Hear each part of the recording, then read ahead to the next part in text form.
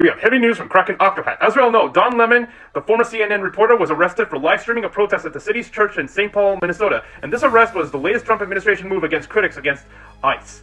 Don Lemon appeared in court in order to face federal charges over his role in covering a protest at the church against Trump's immigration crackdown.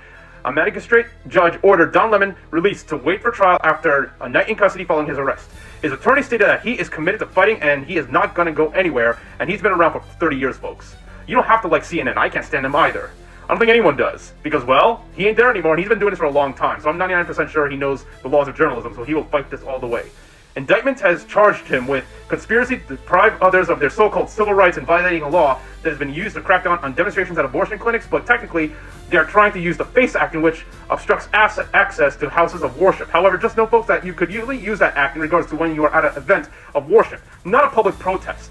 And take note, folks, that other black journalists were arrested as well, so this is not about the FACE Act and obstructing worship. This is about silencing freedom of speech. And more than a week ago, the government arrested 3 people who apparently organized the protest, and even the judge stated that without the grand jury indictment, there is also no probable cause in order to put an arrest warrant, so that way it could be done, of course. Just like Jimmy Kimmel, just like PBS, along with NPR and ABC News, and CBS and 60 Minutes, who unfortunately sold out to Trump, this is another attack of freedom of speech, and Trump has merely said that his attacks are because he is so tired of so-called fake news. Remember, folks, silencing the freedom of the press, the media, is one of the 14 tenets of fascism.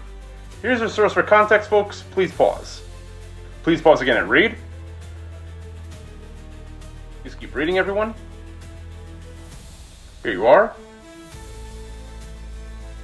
Keep going. Almost there. Keep going. And the final piece. There will definitely be more stories like this, so please, folks, give me a follow on whichever platform you haven't yet.